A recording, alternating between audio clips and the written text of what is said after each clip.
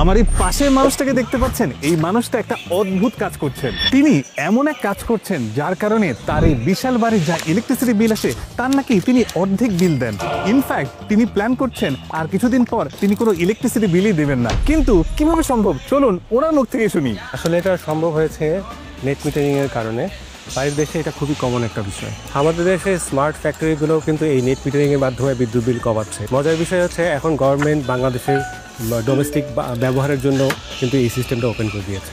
আপনাদের অনেকের মনে হতেই পারে এই নেট মিটারিং সিস্টেমটা আবার কি। চলুন আপনাদেরকে বুঝিয়ে বলি। নেট মিটারিং আসলে বিদ্যুৎ হিসাব করার একটা পদ্ধতি। ধরুন আপনি আপনার বাসা বা কারখানার ছাদে সোলার সিস্টেম বসিয়েছেন এবং সেখান থেকে বিদ্যুৎ উৎপাদিত হচ্ছে, এবং আপনার ব্যবহার করার পরে যে অতিরিক্ত বিদ্যুৎটা থেকে যাবে সেটা আপনি জাতীয় গ্রিডে দিয়ে দিতে পারবেন। এবং রাতের বেলা আপনার সোলার সিস্টেম যখন বিদ্যুৎ কম উৎপাদন করবেন তখন আবার আপনি গ্রিড থেকে সেই বিদ্যুৎ নিতে পারবেন, এবং মাসে সে ক্যালকুলেশন করে দেখবে আপনি আসলে কত বিদ্যুৎ গ্রিডে দিয়েছেন বা কত বিদ্যুৎ গ্রিড থেকে নিয়েছেন। এই ব্যবধান থেকেই আপনার আসলে ইলেকট্রিক বিল নির্ধারিত হবে। জার্মানি, জাপান সহ পৃথিবীর অনেক উন্নত দেশে এটা একটা খুব প্রচলিত ব্যবস্থা, এবং ওদের ওখানে লক্ষ লক্ষ মানুষ এভাবে নিজের বাসায় নেট মিটারিং এর মাধ্যমে ওদের ইলেকট্রিসিটি বিল কমিয়ে আনছে। আমি আসলে ভাইকে জিজ্ঞেস করছিলাম এই ধরনের সিস্টেমের আসলে উপকারিতা কি এবং আসলে কোনো ঝামেলা আছে কিনা। আসলে ঝামেলা তেমন একটা নেই। আপনি আমার এই যে ছোট সিস্টেমটি দেখতে পাচ্ছেন, এই ছোট সিস্টেমটি দিয়ে আমার বাসার সবকিছু চলে। ইনফ্যাক্ট আমার বাসার ছাদে আরো অনেক জায়গা রয়ে গেছে। আমি ভাবছি ক্যাপাসিটি আরো বাড়াবো। একটা জিনিস মনে রাখতে হবে, নেট মিটারিং এর জন্য একটি ভালো গ্রিড টাইট ইনভার্টার খুবই জরুরি। ভাইয়াদের বললো গ্রিড টাইট ইনভার্টার, এটা আবার কি? এটা আসলে কোথায় পাবো? আমি গুগলে সার্চ করে দেখলাম নেট মিটারিং এর জন্য পুরো পৃথিবীতে ভালো গ্রিড টাইট হাইব্রিড ইনভার্টার কোনটি। গুগল সবার প্রথমে যে নামটি সাজেস্ট করলো সেই কোম্পানির নাম হচ্ছে গুডউই। কিন্তু দেখার বিষয় হচ্ছে গুডউই কোম্পানিটি কি বাংলাদেশে এক্সিস্ট করে কিনা এবং তারা বাংলাদেশে এ ধরনের সার্ভিস দেয় কিনা। পুরো ব্যাপারটা দেখে আমি আসলে খুব ইন্সপায়ার্ড হয়েছি এবং আমি সিদ্ধান্ত নিয়েছি আমি আমার বাসার ছাদে একই রকম সিস্টেম বসাবো। কিন্তু একটা ঝামেলা আছে, সোলার প্রজেক্ট নিয়ে কিন্তু আমি অনেক মানুষের অনেক ভোগান্তির কথা শুনেছি। ইনিশিয়াল ইনভেস্টমেন্ট একটু বেশি এবং অনেকেই সস্তা প্রোডাক্ট কিনে ধরা খেয়েছেন। 4-5 বছর যেতে না যেতেই সোলার প্যানেল বা ইনভার্টার নষ্টের ঘটনা কিন্তু অনেক শুনেছি। এরকম ঘটনা হলে কিন্তু সত্যি প্রবলেম পড়তে হবে। ঘাটাঘাটি করে দেখলাম গুডউই বাংলাদেশে এক্সিস্ট করে, কিন্তু বাংলাদেশে এক্সিস্ট করলেই হবে না। সব কোম্পানি থেকে কিন্তু ইনভার্টার বা ব্যাটারি সিস্টেম বা সোলার সিস্টেম নিলে আপনি নেট মিটারিং চালু করতে পারবেন না। অবশ্যই বাংলাদেশে বিএসটিএস সার্টিফিকেশন লাগবে এবং শ্রেডার ওয়েবসাইটে সেই কোম্পানির নাম এনলিস্টেড থাকতে হবে। সবচেয়ে ভালো হয় আপনি আপনার বাসার আশেপাশের বিদ্যুৎ অফিসের সাথে যোগাযোগ করে তাদের সাথে পরামর্শ করে নিতে পারেন। যদিও শ্রেডার লিস্টে এখনো গুডউইর নামটা এনলিস্টেড হয়নি, যেহেতু তারা বিএসটিএস সার্টিফিকেশন পেয়ে গেছে তার মানে খুব শীঘ্রই এই লিস্টের নামটা দেখতে পারবেন। এজন্য আমি বলেছি আপনি আপনার লোকাল বিদ্যুৎ অফিসের সাথে যোগাযোগ করে তাদের রিকমেন্ডেশন নিতে পারেন। যেহেতু বিএসটিএস সার্টিফিকেশন আছে তারাই আপনাকে পরামর্শ দিতে পারবে যে গুডউই দিয়ে আপনি করতে পারবেন কিনা। পাশাপাশি আমি দেখলাম গুডউইর ইনভার্টার প্লাস ব্যাটারি নিলে প্রায় 10 বছর রিপ্লেসমেন্ট ওয়ারেন্টি দিচ্ছে। তার মানে আমার প্রজেক্ট ভায়াবল হবে এবং প্রোডাক্ট কোয়ালিটি এবং সার্ভিস নিয়ে আমাকে আসলে চিন্তা করতে হবে না। গুডউইর মাধ্যমে ইন্টারন্যাশনাল কোয়ালিটির প্রোডাক্ট পেয়ে গেলাম, বাংলাদেশে বিএসটিএস সার্টিফিকেশন পেয়ে গেলাম, প্লাস 10 বছর ওয়ারেন্টিও পেয়ে গেলাম। এখন ইম্পর্টেন্ট হচ্ছে আপনি আপনার বাসার ছাদে আসলে কি ধরনের সিস্টেম বসাবেন, কত বড় সিস্টেম বসাবেন। চলুন এই ক্যালকুলেশনটা করি। সবার প্রথমে দেখতে হবে আপনার বাসার ছাদে অথবা বাসার আশেপাশে কতটুকু জায়গা আছে বা ওই জায়গায় আপনি কয়টা সোলার প্যানেল বসাতে পারবেন। তারপর দেখতে হবে আপনি আপনার বাসায় আসলে কি ধরনের লোড নিতে চাচ্ছেন।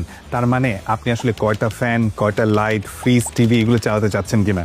যেমন আমি আমার বাসায় ক্যালকুলেশন করে দেখলাম আমার আসলে 4টা থেকে 5টা ফ্যান এবং 5টা থেকে 6টা লাইট, ফ্রিজ, টিভি এগুলো চালালেই হয়, এবং এই সব কিছু মিলে 1 কিলোওয়াটের মতো লোড লাগে।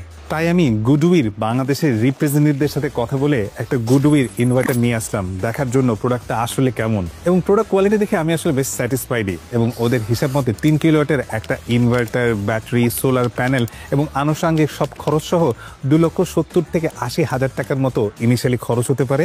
এবং আমি যদি 3টা ফ্যামিলির সাথে শেয়ার করে নেই আসলে একটা ফ্যামিলির খরচ হতে পারে প্রায় 90,000 টাকার মতো। কিন্তু কথা হচ্ছে এত টাকা খরচ করে আসলে আমার লাভ কি? এই টাকা আমার আসলে কয়দিনে উঠবে? আমি হিসাব করে এবং বিভিন্ন মানুষের সাথে কথা বলে যা বুঝলাম 3 থেকে 4 বছরের মধ্যেই আমার এই টাকা উঠে আসবে এবং পরবর্তী 7 থেকে 8 বছর আমি আসলে এর বেনিফিট পাবো এবং বেশ বড় রকমের খরচ আমার বেঁচে যাবে। এই ধরনের প্রজেক্টের আরো সেই জায়গায় সবচেয়ে বেশি আসবে যেসব জায়গায় বেশি আসলে কারেন্ট যায়। আমার কাছে কিন্তু নেট মিটারিং এর পুরো ব্যবস্থাটা বাসার থেকে আমার কাছে মনে হয়েছে খুব বেশি এফেক্টিভ হবে আমাদের ইন্ডাস্ট্রিয়াল সেক্টরগুলোতে, এবং ইন্ডাস্ট্রিয়াল সেক্টরগুলো কিন্তু অনেক আগে থেকেই এই জিনিসটা শুরু করে দিয়েছে। হচ্ছে। মূলত কিন্তু 3টা কারণে ইন্ডাস্ট্রিয়াল সেক্টরে এখন সোলার নেট মিটারিং সিস্টেম খুবই পপুলার। 1 নাম্বার, ইন্টারন্যাশনাল সকল বায়াররাই ম্যানুফ্যাকচারারদেরকে বলে ওরা ওদের এনার্জি প্রোডাকশন রিনিউয়েবল এনার্জি দিয়ে করে কিনা, কারণ যত বেশি ফসিল ফুয়েল পোড়ানো হবে তত বেশি পরিবেশের দূষণ হবে। তাই ওরা সবসময় এক্সপেক্ট করে ওদের ম্যানুফ্যাকচারাররা রিনিউয়েবল এনার্জি দিয়ে ওদের প্রোডাকশনগুলো করবে। 2 নাম্বার, বিভিন্ন ফ্যাক্টরি সোলার দিয়ে ইলেকট্রিসিটি প্রোডাকশনের পিছে আরেকটা বড় কারণ হচ্ছে খরচ।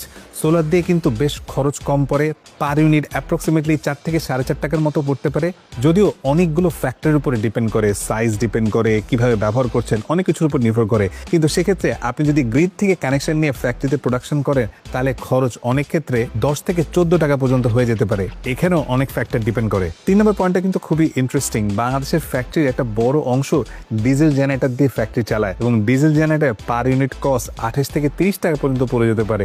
সেই তুলনায় সোলার দিয়ে চালালে খরচ অনেক কমে আসে। এবং আমি ঘাটাঘাটি করে দেখলাম গুডউইথ জিটি সিরিজ পুরো ইন্ডাস্ট্রিয়াল সেক্টরে এফিসিয়েন্সির জন্য মার্কেট সেরা। রেসিডেন্সিয়াল সেক্টরে ওরা এরকম 3 কিলোওয়াট থেকে 25 কিলোওয়াট পর্যন্ত দিতে পারে এবং ইন্ডাস্ট্রিয়াল সেক্টরে প্রায় 25 কিলোওয়াট থেকে 150 কিলোওয়াট পর্যন্ত দিতে পারে। এবং আমি আগেই বলছি এসব ক্ষেত্রে কিন্তু ওয়ারেন্টি এবং আফটার সেল সার্ভিস খুবই ইম্পর্টেন্ট একটা ব্যাপার।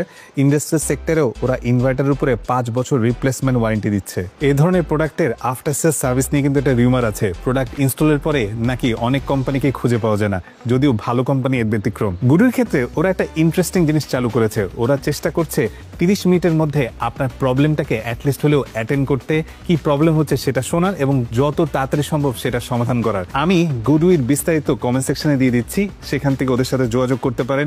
ওরা আপনার সাথে যোগাযোগ করে আপনার প্রয়োজন বুঝে সকল সাপোর্ট দিয়ে দিবে। ওরা ইনভার্টার এবং ব্যাটারির পাশাপাশি ইপিসি কন্ট্রাক্টরের মাধ্যমে আপনার পুরো কাজও করে দিতে পারবে। নেট মিটারিং নিয়ে আপনার কোনো অভিজ্ঞতা থাকলে কমেন্টসে জানাতে পারেন। ভিডিওটি ভালো লাগলে সবার সাথে শেয়ার করে দিতে পারেন। দেখা হবে পরবর্তী কোনো ভিডিওতে, পরবর্তী অজানা ইন্টারেস্টিং কোনো তথ্য নিয়ে। ততক্ষণ পর্যন্ত বাই বাই।